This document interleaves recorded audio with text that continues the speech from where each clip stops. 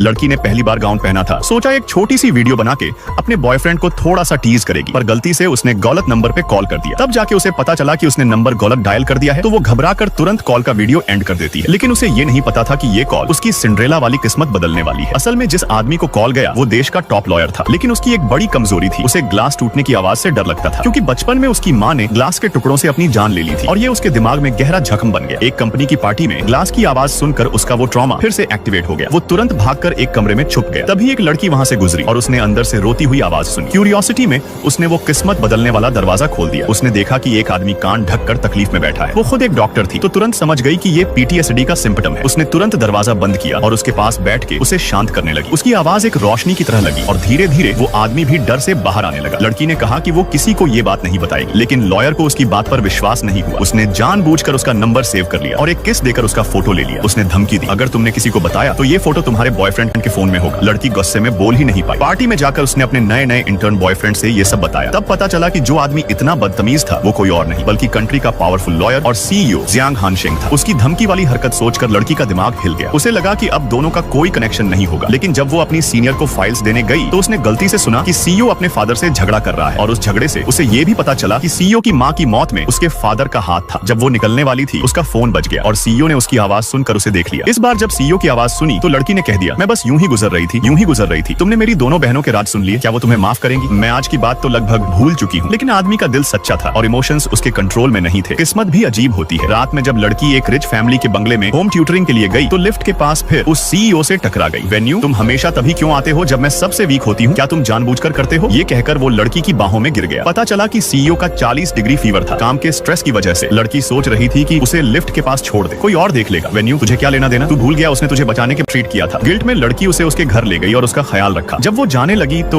CEO की बात ने उसे 20 साल पुरानी यादों में ले गया, जब उसकी माँ उसे छोड़ गई थी। उसने भी उसी तरह उसकी माँ से रोकर कहा था, प्लीज मत जाओ। इस बार उसने सीईओ का हाथ पकड़कर प्रॉमिस किया कि वो नहीं जाएगी। लेकिन जब सीईओ का बुखार उतरा, उसका पहला सवाल था, किसने तुम्हें भेजा है? तुम यहाँ से क्या चाहती हो? जियांग हानशेंग, प्लीज समझो, मैंने तुम्हारी मदद की है। लेकिन सीईओ समझा कि लड़की कुछ और ही सोच के आई है। गुस्से में लड़की ने उसे थप्पड़ मार दिया और कह दिया, जियांग लॉयर, तुम्हें कभी किसी ने सच्चे दिल से प्यार ही नहीं दिया होगा। मुझे तुमसे सच में दुख हो रहा है। असल में सीईओ के एक्सट्रीम रिएक्शन का रीजन था बचपन में माँ का डोमेस्टिक वायलेंस फेस करना। उसकी माँ हमेशा कहती थी, किसी पे भरोसा मत करो, दुनिया में प्यार सिर्फ दिखावा है। जब माँ ने सुसाइड की तो ये बात उसके दिमाग में बस गई। फिर एक और ट्विस्ट आया। एक दिन लड़की अपनी बेस्ट फ्रेंड के लिए डिजाइनर गाउन ट्राई करने गई। उसकी खूबसूरती देखकर बेस्ट फ्रेंड ने कहा, अपने बॉयफ्रेंड को वीडियो कॉल करो, उस आउटफिट में तुम उसे पागल कर दोगी। लड़की ने हिम्मत करके बॉयफ्रेंड का नंबर डायल किया और पूरी बॉडी टर्न करके उसे आउटफिट दिखाया। लेकिन फिर पता चला नंबर फिर से गलत डायल हो गया।